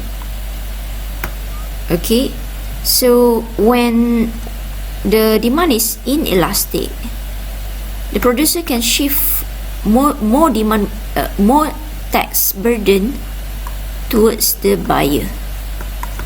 Buyer bears more tax burden. Vice versa kalau demand elastic. So you should know this in order for you to answer the question. Okay, so that one is chapter 4. Okay, moving next, we are going for chapter 6. For chapter 6, you are supposed to know about production, and another one is cost. And production, you should know how to differentiate the short run and the long run.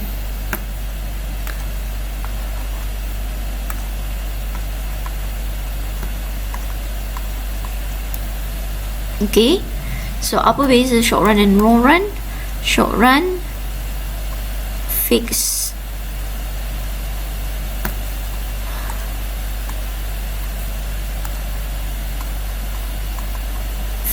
plus variable input.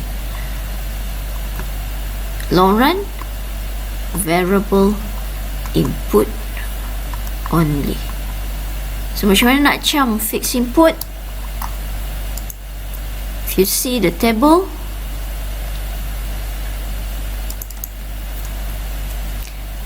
if the value of the input is sama aja, tak berubah, ni maksudnya fixed input. Kalau value input berubah-ubah, ni adalah variable. Variable tu maksud berubah. So this is short run. So every question yang ada calculation is short run, even though dia cuma bagi satu input. Yang ni dua lah ni, fruit picker satu, dan sama nilai, ni berubah-ubah. Walaupun dia berubah 10, 10, 10, tak ada masalah. The types of calculation is the same. Okay, and you have lots of questions you may try. The hardest part might be because they give you marginal and they ask you to find TP and AP. Terbalik, biasa bagi TP cari AP dengan MP. Tapi I already explained in my teaching video on how you should find the figure there. Kalau bagi sikit sini kan, kira maksud marginal ni adalah perubahan TP. So 5 ni adalah perubahan daripada sini ke sini. So bila kita tak hire any label, total produk ataupun kuantiti kita adalah kosong. So perubahan dekat sini adalah 5, maksud kosong sama 5, 5. So yang 18 ni perubahan daripada poin kedua ke sini pula, 8. So 5 campur 8, 13 kat sini. Simple as that. If you know the concept and you listen well to my teaching video, you won't have problem of finding the value. Okay, so what should you know? In production, any table, kalau dia tanya short run ke long run, kalau ada calculation macam ni, walaupun dia bagi satu jenis input je, dia tak bagi fixed input, jawapan dia wajib short run. Sebab long run, because our input are both variable, tak ada fixed, so takkan nak bagi kepada dua-dua input kan. Sebab formula dia ada 3 konsep yang you nak kena cari, which is first one is TP, AP, MP. AP times Q, L, TP bahagi L, change in TP over change in L.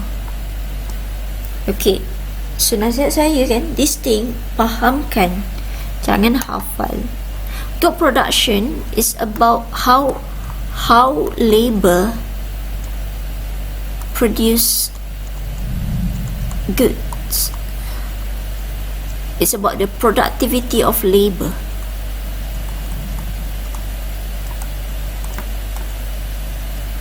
That's why you use L instead of Q. You how labor tu sendiri, macam mana dia menghasilkan barangan. Sebab TP itself maksud dia adalah Q, quantity. Takkanlah nak cari quantity AP bahagi darab quantity balik. Faham tak? Okay, so after you have learned how to calculate properly, so bila dia tanya is it a short run or long run, kalau ada je calculation jawapannya short run. Kenapa? Because the existence of fixed input. Maksudnya ni student tak confused lagi. Bila dia masuk course ni, student akan jawab short run ke long run. Kalau soalan production dia kata kita short run because the existence of fixed cost, which is very wrong. Fixed cost and fixed input is two different things, walaupun both panggil fixed. Kalau soalan production, you kena jawab fixed input. Kalau soalan cost, you kena jawab fixed cost. Okay, next is how to draw. This is the things that I dislike also, and already informed very carefully, very clearly in my teaching video. Whatever question that came out, the drawing will be the same. So kat sini labor, TP, AP, MP. Untuk total product, dia naik, dia maximum, and then dia turun. Labelkan dia TP. So ini adalah stage 2, ini adalah stage 3. Next is you draw MP. Dia maksimum dalam ni, lepas tu dia mesti cross masa TP at maximum, and then echo dia mesti duduk kat bawah sebab nilai MP adalah nilai yang negatif ada. And untuk AP you tanda sikit, and then you cross maksimum masa dia tengah cross, dan terus dia akan turun. Ini adalah AP. So dekat mana AP dengan MP berjumpa, itu adalah penanda stage 1 dan juga stage 2. This is how you draw. Whatever question that came out. Ini kan semua soalan beza-beza ni, tapi dia akan draw. Sketch different kalau plot baru kita pakai kertas graph ataupun using graph paper. Kalau dia kata sketch pakai tanpa skala, macam saya draw tadi lah, even though dia ada figure, tak perlu pakai kertas graph. Nampak tak? Dia bagi soalan berbeza-beza tapi dia tanya, suruh sketch. Sekejap mana lagi? Tadi satu kan? Sketch TP, AP, MP. This is different question compared to the one I show you before. So bila dia suruh sketch, you don't need to see the figure pun. You need to hafal whatever soalan it said. This is how the figure should be. So the problem with the student, masa draw TP kan, is tu gemuk, tak ada maksimum.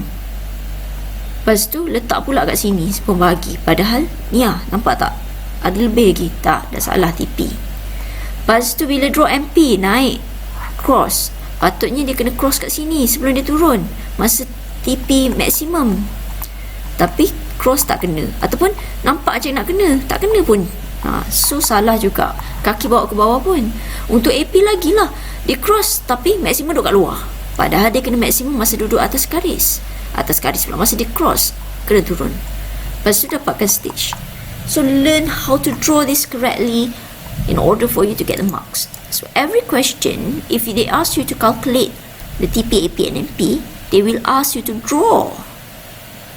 Trust me, rugi awak tak belajar betul-betul macam mana nak draw. Kalau 3 markah dah hilang. Tadi you spend masa lama untuk plot demand and supply curve sampai setengah jam untuk 2 markah. Yang ni benda yang you boleh hafal, you sketch sahaja pun you tak nak hafal, you draw dengan salah, then you dah hilang markah. Okay, and then kita ada satu law kat sini, law of diminishing marginal return. This law regards to MP. So senang je nak tahu law ni. Dia akan tanya law tu start bila, law tu mula bila. Maksud senang sangat. Why? Saya tak faham kenapa student salah.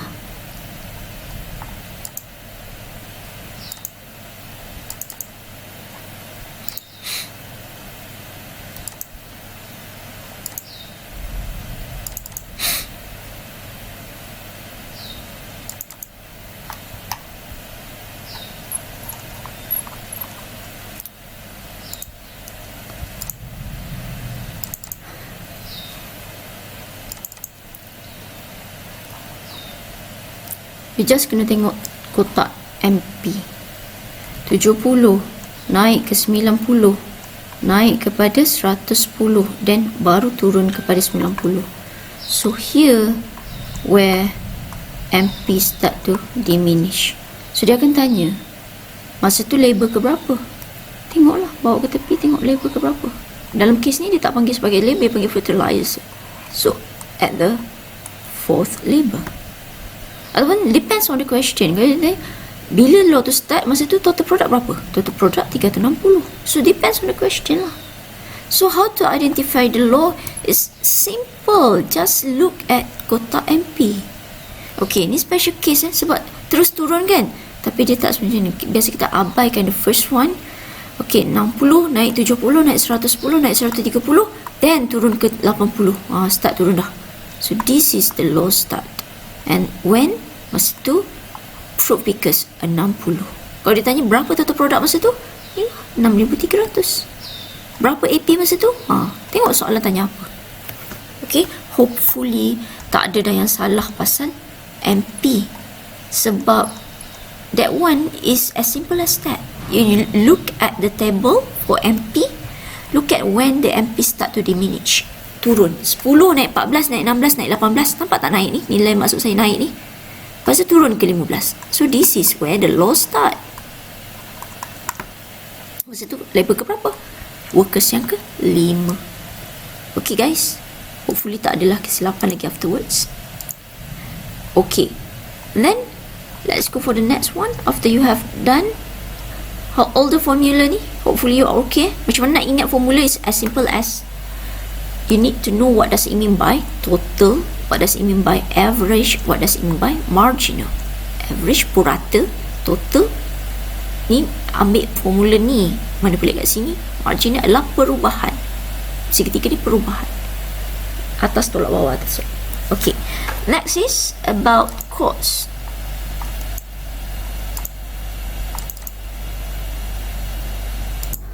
Okay, lagi satu yang saya nak pesan adalah make sure untuk yang ni pun pakai tu decimal places lah, nampak ni. Kalau 16 bahagi average product kan, total product 40 bahagi 3 dapat 13.3333 kan. So jangan genapkan jadi 14 ataupun 13, dia adalah 13.33. So make sure yang tu decimal places tu letak di situ. Dia ada nilai figure perpuluhannya. 7.5, 7.67. Okay. So let's go with the next one, which is cost. Untuk cost pula, even dia nampak banyak, tapi bila you dah faham, it won't be that difficult for you to memorize the formula. So cost same with production in the short run and in the long run. Okay, so short run sama konsep dia macam production. Short run cost bila mana we have two types of cost, which is the fixed cost and variable cost. Sebab cost ni berasal daripada production lah. Kalau dalam production ada dua jenis input yang digunakan, input yang fixed dan input yang variable, cost dia akan jadi cost untuk yang fixed dan cost untuk yang variable. While in the long run, dia akan ada variable cost only. So I go for the long run first. Untuk long run ni, you don't involve calculation, but you will involve one type of cost, which is long run average cost. And this cost will associate with economies of scale,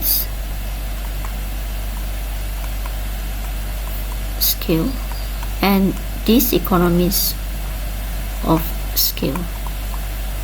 And ada satu law yang govern the long run cost, which is law of return to scale. And for you to draw the diagram, you are supposed to follow the law. The law said, as time goes by, the firm in the long run will be able to decrease costs. However, at the later stage, they will start to have an increment in cost. Mula-mula kita boleh hasilkan barang dengan nilai kos yang makin menurun. Ni menurun lah ni. Maksudnya you hasilkan barang kan. Lepas tu, dan ada satu period dia akan jadi static, dan later dia akan meningkat. Maksud ini yang panggil U tu, U shape, LRAC. So dekat mana dia static tu, jadikan satu period. Ni adalah constant. Ini constant return to scale, ini increasing return to scale, ini adalah decreasing return to scale. Saya tak boleh penuh lah sebab diagram saya is too small. Ok, ini adalah benefit, faedah. Ini adalah disadvantage, ataupun ini kepanggil advantage lah. Kalau you perasan, as time goes by, when we increase output, ini quantity, ni output, 1 naik 2 naik 3, our cost start to reduce. Daripada tinggi kan, makin lama makin turun. Contohnya 50, 48, 45, value keep decreasing. So it is good lah, sebab sebagai seorang seller, kita sukalah kita boleh hasilkan lebih banyak barang dengan nilai yang makin menurun.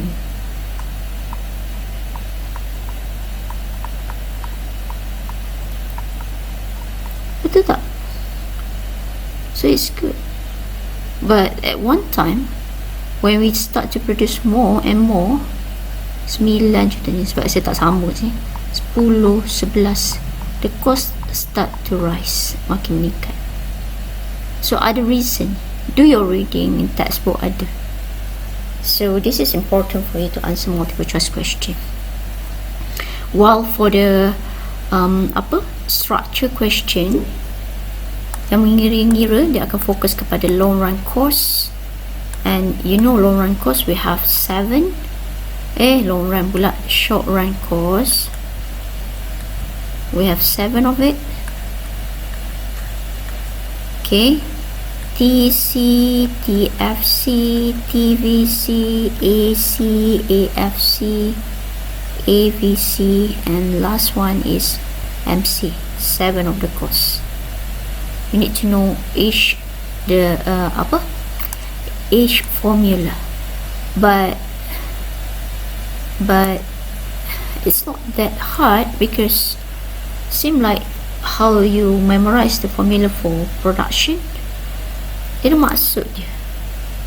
For example, TC means total cost keseluruhan. Ia adalah total fixed cost plus total variable cost. Kita nak hasilkan satu barang, in the short run dia ada 2 jenis barang yang dihasilkan, 2 jenis input yang digunakan. Fixed input akan jadi fixed cost, variable input dia akan jadi variable cost. So variable input ni biasanya adalah labor lah, kita ubah jumlah pekerja yang kita upah kan. Yang fixed input ni macam sewa tak berubah, bulan ni bulan depan sama je. Okay, so cost dia tetap lah ke sewa awak tiap-tiap bulan meningkat, siapa nak sewa kan. So total cost keseluruhan adalah hasil tambah ni. Same goes with average. Average cost adalah hasil tambah average fixed cost campur average variable cost. Average untuk semua cost adalah average untuk fixed campur dengan average untuk variable. Nak cari average is about purata kan. So macam mana nak cari purata? Purata is as simple as ambil total dia. Kalau purata untuk cost, total cost, kita ambil total cost bagi dengan Q. Ni cost menghasilkan barang, bukan labor. Kalau you bagi dengan L, cost menghasilkan orang. Careful lah. Untuk cost, dia keywords dia adalah quantity, cost menghasilkan barang. Untuk labor production, labor orang yang menghasilkan barang, productivity. Lepas tu yang ni bagi labor, yang ni kena bagi Q. So kalau dah cara nak cari average cost adalah TC bagi Q, nak cari average fixed cost TFC bahagi Q. Nak cari average variable cost TVC bahagi Q. As simple as that. And from this formula dapat AC kan, TC bahagi Q. You nak cari TC, you boleh manipulate balik. TC sama juga AC darab Q.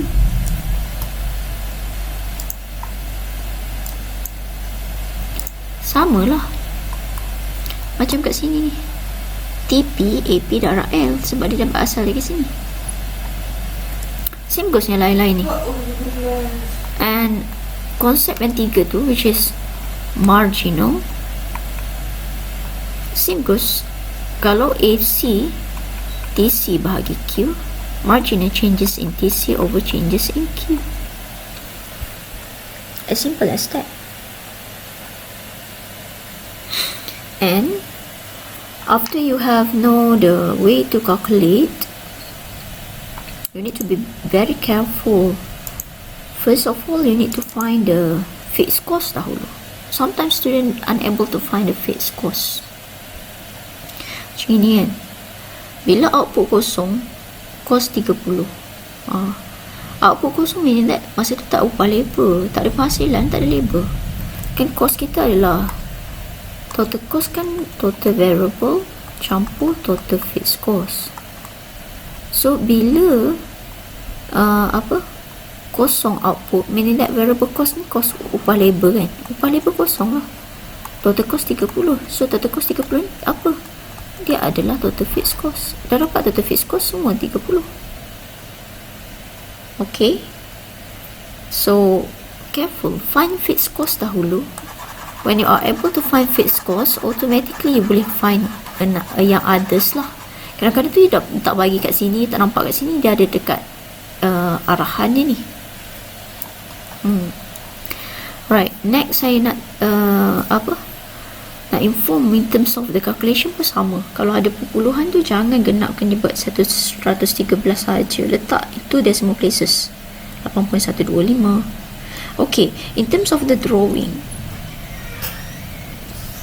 dia ada syarat tau. Macam AFC tu dia kena sentiasa menurun, dia tak boleh yang mendata. For example, dia macam gini, lepas tu tiba-tiba mendata je, tak boleh. Sebab nilai AFC adalah TFC bahagi Q, dan Q ni akan sentiasa berubah. So nilai dia akan berubah-ubah. Kalau ni mendata, maksudnya nilai yang sama. Kat sini nilai yang sama, kuantiti ni nilai yang sama, kuantiti ni nilai yang sama. So make sure you draw macam ni. MC adalah dalam bentuk J, and then AC syarat dia masa nak cross dengan MC tu dia mesti minimum. So look at back my teaching video so that you are able to draw properly. AC pula, AVC masa dia cross tu dia kena minimum. So I'll show you the slide lah.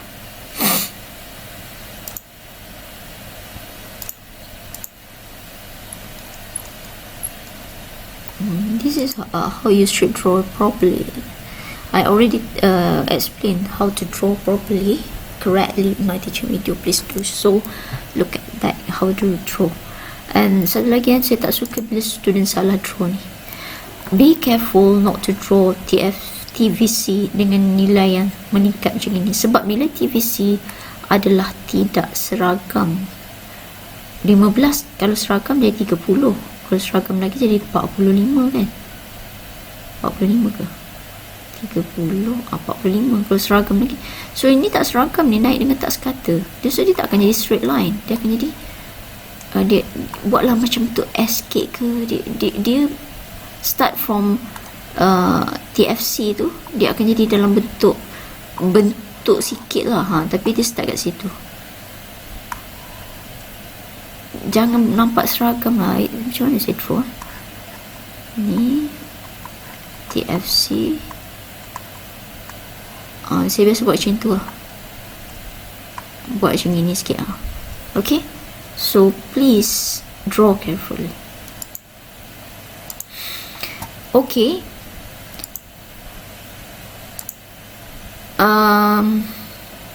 done with topic 6, and we go for the last topic. Is about market equilibrium.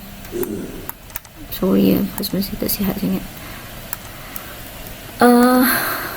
Biasalah bila rakam kat rumah. Okay, kita ada market structure.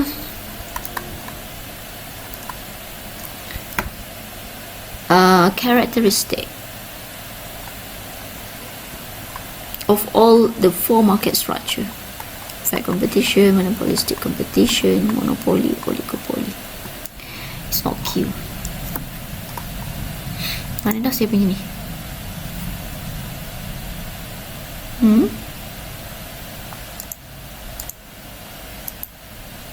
Apa yang saya salah tekan lah?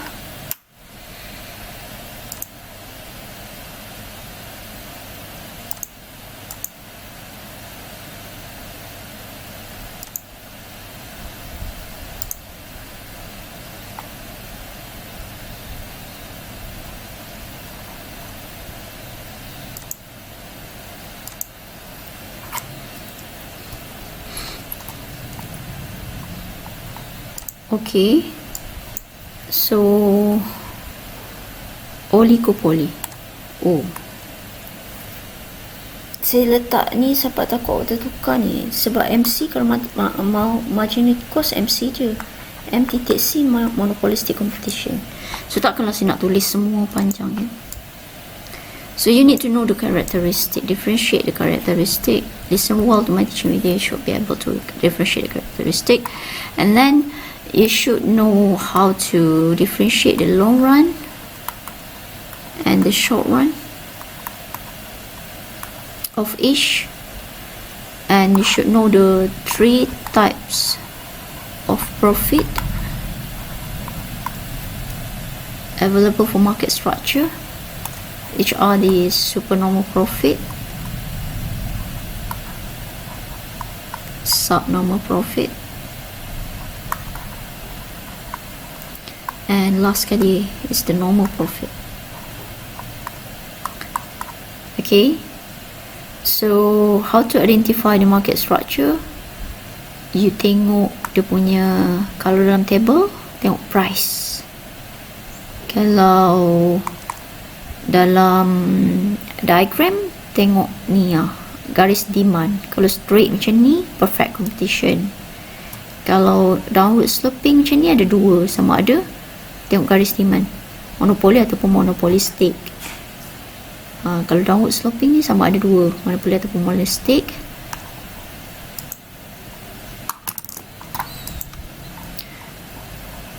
Tak ada dah. Kalau ada patah macam ni, oligopoly. Ni pun sama, ada patah ni, oligopoly. Senang sangat nak cam. Kalau dia bagi dalam bentuk table, you look at the price. Kalau price berubah-ubah macam ni, ada dua je option, monopoly ataupun monopolistic. Kalau dia sebut monopolis maksudnya monopoli, bukan monopolistic. Monopolis adalah monopoli, yang satu tu. Yang ni dia tak bagi tahu dalam table, tapi dia bagi tahu dalam soalan. Sell its product at 15 ringgit. So dia tak bagi tahu ada different range of prices, meaning that the price is the same. So price is the same, meaning that itu adalah perfect competition. So kelebihan perfect competition, kalau you dah tahu price is equals to AR is equals to demand. So ini adalah nilai yang sama. So tak perlulah kira AR, tak perlulah kira demand pula.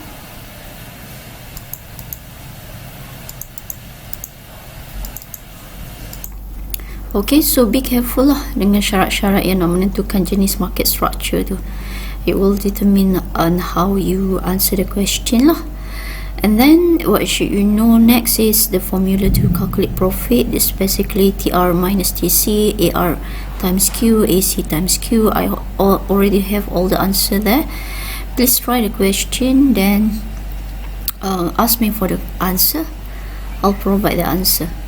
Okay, so normally student kurang perform untuk market structure sebab dia kurang fokus, tapi sebenarnya market structure is not that hard. You can actually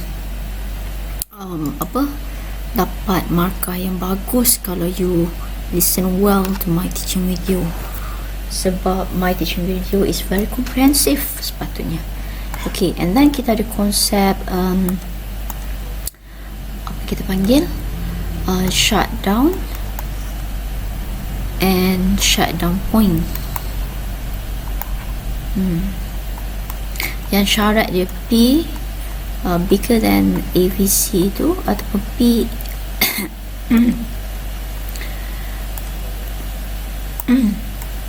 P equals to AVC. Ini adalah shutdown point, ataupun kita boleh panggil dia sebagai continue production. Bila P is less than AVC, ini adalah shutdown. Shutdown means stop production. Okay, and then you have the diagram there. I won't draw it again.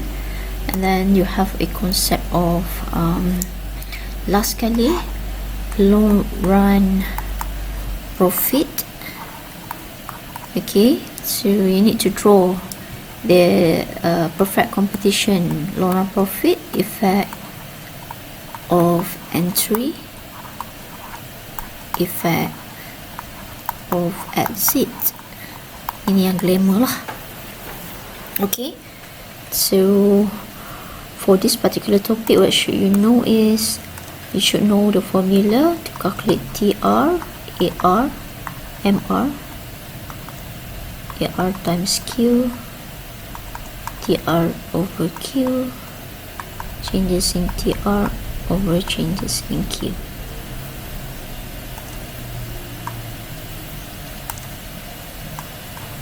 Okay, and then you should know how to calculate profit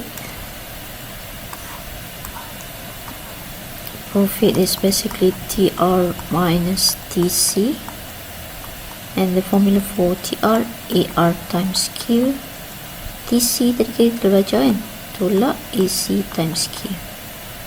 So do the calculation properly. Don't forget the formula because everything have marks there. Nanti setengah markah, masukkan figure setengah markah, jawapan akhir setengah markah. So it's very important to note that eco ni dia adalah step by step. Okay, so I think that's it lah, because market structure ni saya tak experience, sebab baru sangat lagi pun kita belajar. Maybe memory boleh fresh lagi, cuma you takut sebab nampak banyak. Tapi sebenarnya kalau you faham, it's not a big deal. Boleh je, nak 1000 daya tak nak 1000 dalih kan. I'm wishing you all the best. Hopefully everybody dapat A. Ingat cheating is haram. Okay, don't do that. This is for your own good lah. Please try to earn your grade on your own. Allah grade dengan bergaya. So be safe everyone. Don't forget the date for the test. If you have any question, do ask. Please try all the question that I provide. If you have any question, do ask. Okay, so Assalamualaikum. I'm sorry the teaching video jadi very long juga. It's 2 hours. So post lah kalau nak tengok tu